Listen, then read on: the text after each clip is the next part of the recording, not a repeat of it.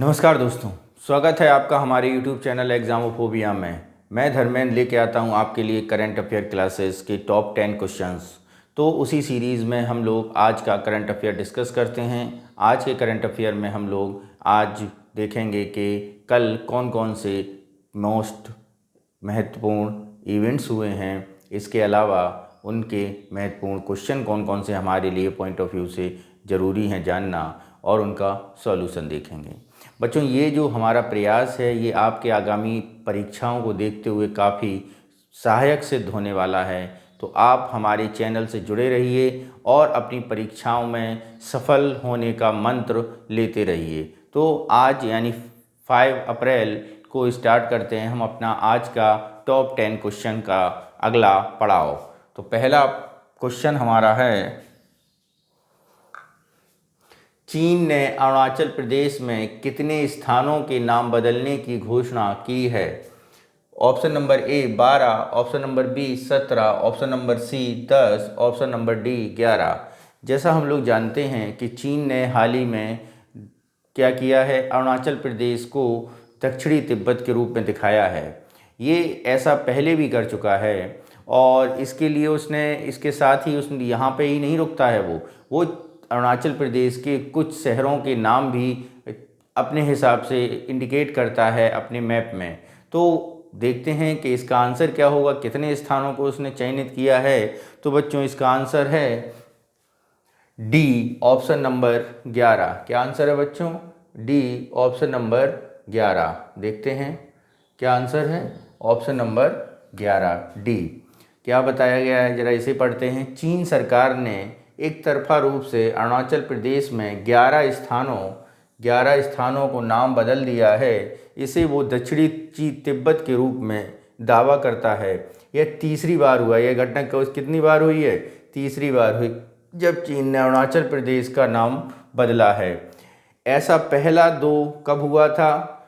2018 में और 2021 में ऐसा वो पहले भी जारी कर चुका है एक सूची के द्वारा। चीन ने एक नक्शा भी जारी किया है जो दक्षिणी तिब्बती क्षेत्र के अंदर अरुणाचल प्रदेश के कुछ हिस्सों को दिखाता है। चीनी नागरिक मामलों के मंत्रालय ने नक्शे में अरुणाचल प्रदेश की राजधानी ईटानगर के करीब एक शहर को भी शामिल कर लिया है। दावा देखिए आप आगे क्या कहता है। वो दावा किया गया है कि भौगोलिक क्षेत्र भारत द्वारा नियंत्रित और प्रशासित है। जारी किए गए नक्शे में तिब्बती स्वायत्ता क्षेत्र के दक्षिणी में स्थित अरुणाचल प्रदेश के अधिकांश हिस्से को जंगनान, क्या नाम बताया इसने बच्चों नाम बताया है जंगनान के रूप में दिखाया है। भारत ने अरुणाचल प्रदेश के में 11 स्थानों के नाम बदलने की चीन के फैसले को खारिज करते हुए कहा है कि अरुणाचल प्रदेश हमेशा भारत का अभिन्न अंग बना रहा है और बना रहेगा। यानी कितने स्थानों का नाम बदला है बच्चों? 11 स्थानों का नाम बदला है। ऐसा इससे पहले उसने कब किया था? ऐसा इससे पहले उसने 2018 और 2021 में किया था। ठीक है। और ईटानगर जो हमारी अरुणाचल प्रदेश की राजधानी है उसके समीप भी एक शहर दिखाया है जिसका नाम बदला हुआ है। नेक्स्ट चलते हैं हम लोग। संसद ने प्रतिस्पर्धा संशोधन विधेयक 2023 पारित कर दिया है। विधेयक के अनुसार कितने करोड़ रुपए से अधिक के लेन देन के लिए भारतीय प्रतिस्पर्धा आयोग CCI की मंजूरी की आवश्यकता होगी?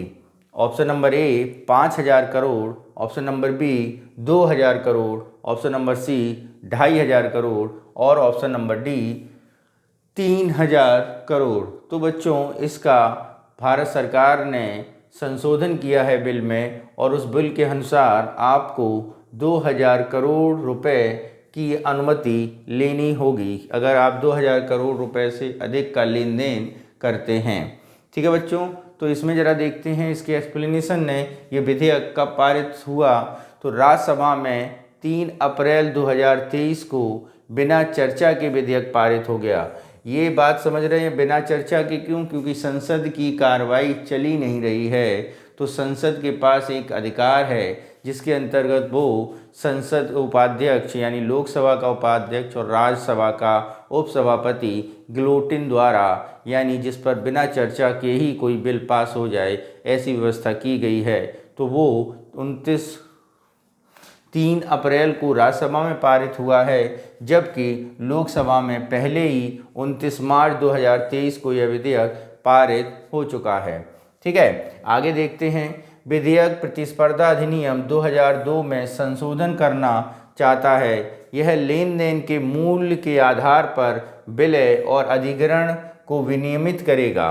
ठीक है, विधेयक में आगे क्या है? विधेयक के अनुसार 2000 करोड़ रुपए से अधिक के लेन देन मूल्य वाले सौदों में भारतीय प्रतिस्पर्धा आयोग यानी CCI की मंजूरी की आवश्यकता होगी। ठीक है बच्चों, इसके बाद आगे देखते हैं।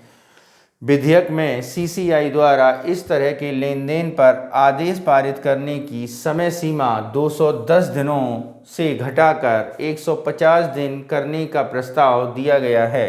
यह प्रतिस्पर्धा विरोधी समझौतों की जांच के तेजी से समाधान और उसके निपटाने और प्रतिबद्धता के लिए एक रूपरेखा का भी प्रस्ताव करता है। यानी संशोधन कर दिया गया है। 2000 करोड़ से अधिक के लेन देन में आप किसकी अनुमति चाहिए? CCI की अनुमति, भारतीय प्रतिस्पर्धा आयोग की अनुमति चाहिए है। ठीक है, और इसके बाद देखते हैं हम अपना अगला क्वेश्चन। अगला क्वेश्चन है हमारा, जम्मू संभाग के किस जिले की बसोहली पेंटिंग, कौन सी पेंटिंग बच्चों? बसोहली पेंटिंग को भौगोलिक संकेतक यानी GI टैग मिला है? तो ऑप्शन नंबर A है कठुआ, ऑप्शन नंबर B है राजौरी, ऑप्शन नंबर C है ऊधमपुर और ऑप्शन नंबर D है किश्तवाड़। तो ऑप्शन नंबर D है किश्तवाड़। तो बच्चों इसमें समझते हैं कि क्या पेंटिंग है और कहाँ पर इसे GI टैग दिया गया है। तो बच्चों ये जो GI टैग दिया गया है ये दिया गया है कठुआ में, जम्मू कश्मीर के यानी जम्मू संभाग के कठुआ ज़िले में बासोहली पेंटिंग को GI टैग दिया गया। अब जरा समझते हैं कि बासोहली पेंटिंग होती क्या है। बसोहली पेंटिंग जम्मू क्षेत्र का पहला स्वतंत्र GI टैग है, पहला स्वतंत्र GI टैग है। 31 मार्च 2023 को GI टैग प्राप्त करने वाले 33 उत्पादों की सूची में बसोहली पेंटिंग को भी शामिल किया गया है। नाबार्ड ने 2020 में हस्तशिल्प और हथकरघा विभाग के परामर्श से इन उत्पादों को GI टैगिंग देने की प्रक्रिया शुरू की थी। ठीक है, GI के इतिहास में यह पहली बार है कि जम्मू के क्षेत्र को हस्तशिल्प के लिए GI टैग मिला हो। इससे पहले GI टैग कश्मीर के हस्तशिल्प को दिए जाते थे। ठीक है, आगे देखते हैं इसके प्रमुख। संग्राम पाल और उनके बाद किरण पाल के तहत बसोहली पेंटिंग फली फूली है। यानी 2 व्यक्ति हैं, संग्राम पाल और किरण पाल, जिन्होंने बसोहली पेंटिंग को बहुत ही आगे बढ़ाने का प्रयास किया है। इसके अलावा ये बनता कैसे है? इनके चित्रों की सीमाओं को चमकीले रंगों जैसे लाल, पीले और नीले रंगों का प्रयोग किया जाता है और के रूप में पहचाना जाता है। इस पेंटिंग के किनारे को लाल, पीले और नीले जैसे ज्वलंत रंगों के उपयोग से चित्रित किया जाता है, यानी बॉर्डर लाइन बनाई जाती है। अब वो बॉर्डर लाइन आपकी लाल की होगी, नीले की होगी, पीले की होगी, उसकी हो सकती है। ठीक है बच्चों, तो ये आपका क्वेश्चन नंबर 3 रहा। अगला चलते हैं।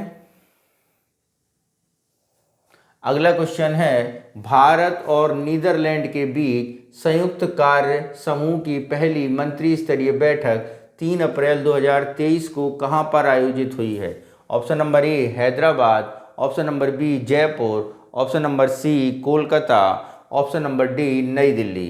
तो नीदरलैंड और भारत के बीच संयुक्त कार्य समूह की पहली बैठक कहाँ पे हुई है? तो जरा इसे समझते हैं। यह बैठक केंद्रीय जल शक्ति मंत्रालय गजेंद्र सिंह शेखावत और नीदरलैंड सरकार के इंफ्रास्ट्रक्चर और जल प्रबंधन मंत्री श्री मार्क हार्वर्स की उपस्थिति में हुई है। ठीक है।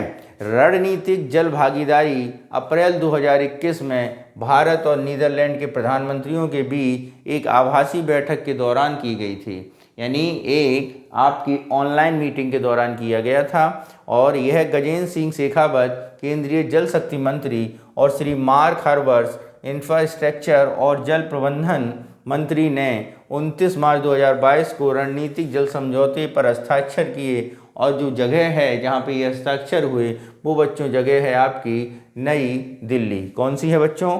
नई दिल्ली। नेक्स्ट क्वेश्चन पर चलते हैं। हमारा नेक्स्ट क्वेश्चन है हमारा, वित्तीय वर्ष 2022-23 में प्रत्यक्ष करों के सकल संग्रह में कितने प्रतिशत की वृद्धि दर्ज की गई है? तो ऑप्शन नंबर ए है 17.25%, ऑप्शन नंबर बी है 20.50%, ऑप्शन नंबर सी है 25.90% और ऑप्शन नंबर डी है 15.45 यानी 45%। तो बच्चों इसका आंसर आपका होगा 25.90%। प्रत्यक्ष करों के संग्रह में कितने प्रतिशत की वृद्धि हुई है? 25। इसे समझते हैं कि इसका डेटा, रियल डेटा कैसा है। तो वित्तीय वर्ष 2022-23 में 17 दिसंबर 2022 तक प्रत्यक्ष कर संग्रह के आंकड़े बताते हैं कि शुद्ध संग्रह कितना हुआ है? 11,35,754 करोड़ रुपए, जबकि पिछले वित्तीय वर्ष की इसी अवधि के दौरान यानी 21-22 में यह संग्रह हुआ था 9,47,959 करोड़ रुपए, जो 19.81% की वृद्धि को दर्शाता है। 11,35,754 करोड़ रुपए 17/12/2022 तक का ये डेटा है बच्चों।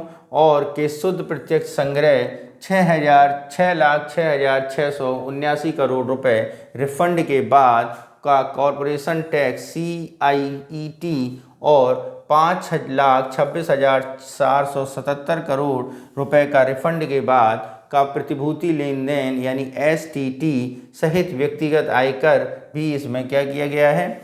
शामिल किया गया है बच्चों।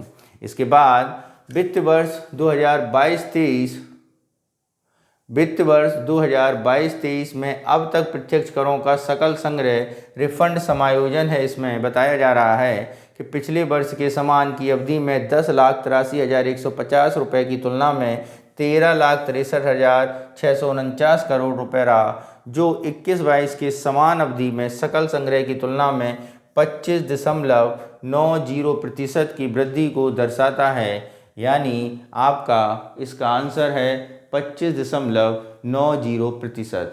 नेक्स्ट क्वेश्चन पर चलते हैं। नेक्स्ट क्वेश्चन है हमारा, किस नेशनल पार्क का मन्नार की नीलगिरी तरह के पार्क के अंदर एक नया आकर्षण फर्नारियम स्थापित किया गया है? क्या किया गया है? फर्नारियम स्थापित। ऑप्शन नंबर ए है Namdapha national park, option number B है Eravikulam national park, option number C है मुलिंग नेशनल पार्क और ऑप्शन नंबर डी है मानस नेशनल पार्क। जरा इसे समझते हैं। तो इसका बच्चों एराविकुलम नेशनल पार्क यानी option number B is the right answer. ठीक है, पढ़ते हैं, जरा देखते हैं क्या है। एराविकुलम नेशनल पार्क मन्नार के नीलगिरी की तरह प्राकृतिक आवास ने पार्क के अंदर एक नया आकर्षण फर्नारियम स्थापित किया है। इसके अनुसार क्या है? अधिकारियों के अनुसार ऐसा पहली बार हुआ है जब हिल स्टेशन पर इस तरह के फर्न संग्रह स्थापित किए गए हों। फर्नेरियम में फर्न की 52 किस्में लगाई जा चुकी हैं और आंकड़ों के मुताबिक ENP में फर्न की 104 प्रजातियां हैं और ये जल्द ही 104 किस्म की सभी प्रजातियों को इस पार्क में फर्नेरियम द्वारा लगा दिया जाएगा। ठीक है बच्चों, नेक्स्ट क्वेश्चन पर चलते हैं हम लोग। हमारा आज का नेक्स्ट क्वेश्चन है, आधिकारिक संचार में अंग्रेजी के उपयोग पर प्रतिबंध लगाने के लिए किस देश में विधेयक पेश किया गया है? किस देश में विधेयक पेश किया गया है, इसे समझते हैं। तो ऑप्शन नंबर ए है जर्मनी, ऑप्शन नंबर बी है फ्रांस, ऑप्शन नंबर सी है इटली और ऑप्शन नंबर डी है रूस। तो एक ऐसा विधेयक पेश किया गया है जिसके अंतर्गत आप आधिकारिक रूप से केवल वहाँ की राज्य भाषा ही बोल सकते हैं, इंग्लिश या अन्य भाषाओं का प्रयोग नहीं कर सकते हैं, तो वो देश है बच्चों इटली। क्या देश है बच्चों? इटली। इटली में औपचारिक बातचीत या कामकाज के सिलसिले में नागरिकों द्वारा अंग्रेजी या किसी अन्य विदेशी भाषा का उपयोग करने पर पाबंदी लगा दी है। तो बच्चों आप कमेंट बॉक्स में बताइए कि इटली की लैंग्वेज, नेशनल लैंग्वेज कौन सी है। ठीक है, नेक्स्ट देखते हैं पॉइंट। इटली के प्रधानमंत्री जिया मेलोनी ने कि ब्रदर्स ऑफ इटली पार्टी ने यह नया कानून पेश किया है जो आधिकारिक बातचीत में किसी भी विदेशी भाषा, विशेष रूप से अंग्रेजी के उपयोग पर 1 लाख यूरो तक जुर्माने का प्रस्ताव रखता है। ठीक है, तो यानी कितने का प्रस्ताव, जो जुर्माना लगाने की बात की गई है? 1 लाख रुपए यूरो का जुर्माना की बात की गई है। नेक्स्ट क्वेश्चन पर चलते हैं। हमारा नेक्स्ट क्वेश्चन है, हाल ही में किस राज्य ने कृषक आजीविका एवं आय संवर्धन योजना कालिया के तहत 43 लाख से अधिक किसानों के बैंक खातों में 877 करोड़ रुपए जारी किए हैं? Option number A Andhra Pradesh, option number B Telangana, option number C Paschim Bangal या ऑप्शन नंबर डी उड़ीसा। यानी किसानों को के खातों में कितने सीधे रुपए गए हैं? 877 करोड़ रुपए। तो ये किस राज्य में हुआ है बच्चों? ये आपका हुआ है उड़ीसा राज्य में। यानी उड़ीसा सरकार ने किसानों को साहूकारों और के ब्याज से, महाजनों के ब्याज से बचाने के लिए उनके खातों में सीधे 4000 रुपये ट्रांसफ़र किए हैं। जरा देखते हैं। किसानों और साहूकारों पर निर्भरता दूर करने के लिए इस योजना के लाभार्थियों को 2 किस्तों में 4000 रुपये मिलते हैं। तो ये योजना कहाँ पर है बच्चों? ये योजना उड़ीसा में है। नेक्स्ट क्वेश्चन पर चलते हैं हमारा बच्चों। नेक्स्ट क्वेश्चन है हमारा, national pharmaceutical pricing authority NPPA के अनुसार थोक मूल्य सूचकांक WPI में बदलाव के आधार पर दवा उत्पादकों को 1 अप्रैल से आवश्यक दवाओं के दावों में कितने प्रतिशत की बढ़ोतरी करने की अनुमति दी गई है? ठीक है, जरा देखते हैं इसका आंसर। ये पहले ऑप्शन देखते हैं। ऑप्शन नंबर ए है आपका 18.45%, ऑप्शन नंबर बी है 12.2%, ऑप्शन नंबर सी है 21.45% और ऑप्शन नंबर डी है 16.4%। तो भारत सरकार की संस्था national pharmaceutical pricing authority NPPA ने 12.2% की वृद्धि करने की अनुमति नेशनल फार्मास्यूटिकल कंपनियों को दे दी है। ठीक है बच्चों, इसमें ज़रा पढ़ते हैं। नेशनल फार्मास्यूटिकल प्राइसिंग अथॉरिटी ने कहा है कि थोक मूल्य सूचकांक WPI में बदलाव के आधार पर उत्पादकों को 1 अप्रैल से आवश्यक दवाओं के दाम में 12.2% बढ़ाने की अनुमति दी गई है। औषधि कीमत नियंत्रण आदेश 2013 के प्रावधान के मुताबिक फार्मा कंपनियां हर साल थोक मूल्य सूचकांक के हिसाब से दवाओं के दाम बढ़ा या घटा सकती हैं। ठीक है बच्चों, मेडिसिन्स नेशनल आवश्यक दवाएं वे हैं। अब जरा आवश्यक दवाएं समझते हैं। आवश्यक दवाएं कौन सी हैं? आवश्यक दवाएं वे दवाएं हैं जो आवश्यक वस्तुओं की राष्ट्रीय सूची of national list of essential medicines NELM यानी NELM का हिस्सा हैं और ये अनुसूचित दवाएं कहलाती हैं। क्या कहलाती हैं बच्चों? अनुसूचित दवाएं। NELM में लगभग 877 आवश्यक दवाएं हैं जो NPPA ने कहा है कि इसमें 651 दवाओं की ऊपरी कीमतें तय की गई हैं और इसके परिणाम स्वरूप कीमतों में 16.62% की कटौती हुई है। ठीक है, तो ये हमारी दवाओं में वृद्धि के बारे में था। यानी कितने प्रतिशत वृद्धि होगी? 12.2%। नेक्स्ट क्वेश्चन पर, और आज का लास्ट क्वेश्चन है हमारा ये, वर्ल्ड बैंक ने वित्त वर्ष 2024 के लिए भारत के विकास दर को 6.6% से घटाकर कितना कर दिया है? ठीक है बच्चों, तो ऑप्शन नंबर ए है 6.5%, 6.35%, 6.30% और 6.20%।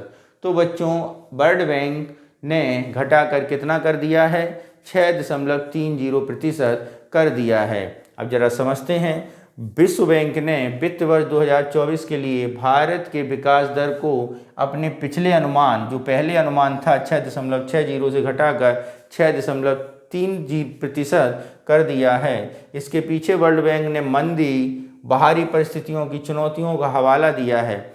वर्ल्ड बैंक ने अनुमान लगाया है कि 2024 में निजी खपत वृद्धि 6.9% से बढ़ने की उम्मीद है और 2024 में 5.2% तक सीमित हो जाएगी, जो कि हाल ही में समाप्त हुए वित्तीय वर्ष में 6.60% थी। ठीक है बच्चों, अब जरा हम लोग यहाँ पे एक शब्द यूज़ हुआ है या एक संस्था आई है उसके बारे में जान लें। तो वर्ल्ड बैंक जो है बच्चों वो बनी कब थी? तो ये बच्चों बनाई गई थी जुलाई 1944 में। कब बनाई गई थी? जुलाई 1944 में। अगर हम बात करें इसका हेडक्वार्टर कहाँ पर है, तो इसका हेडक्वार्टर बच्चों है वॉशिंगटन डीसी। कहाँ पे है? वॉशिंगटन डीसी में है। वॉशिंगटन डीसी यानी अमेरिका में है इसका क्या? हेडक्वार्टर। ठीक है बच्चों, तो बच्चों ये है आपका आज का करंट अफेयर के टॉप 10 क्वेश्चन, जिससे आपको आपके एग्ज़ाम में काफ़ी महत्वपूर्ण सहयोग मिलेगा। तो ये जो करंट अफेयर है इसको आप हमारे टेलीग्राम चैनल से डाउनलोड भी कर सकते हैं, जो कि जिसका लिंक हमारे डिस्क्रिप्शन में नीचे दिया गया है। और इसके अलावा बच्चों आपका सुझाव और आपके कमेंट्स हमें बराबर मिल रहे हैं। उसी को देखते हुए हम आज UPPSSC की परीक्षा जो आगामी 30 अप्रैल को है उसके लिए वन दरोगा की एक सीरीज़ निकाल रहे हैं। उसके सिलेबस को कंप्लीट करते हुए प्रॉपर क्लास चलाए जाएंगे। तो आप हमारे YouTube चैनल से जुड़े रहिए और अपनी एग्ज़ाम की तैयारी में लगे रहिए। जय हिंद।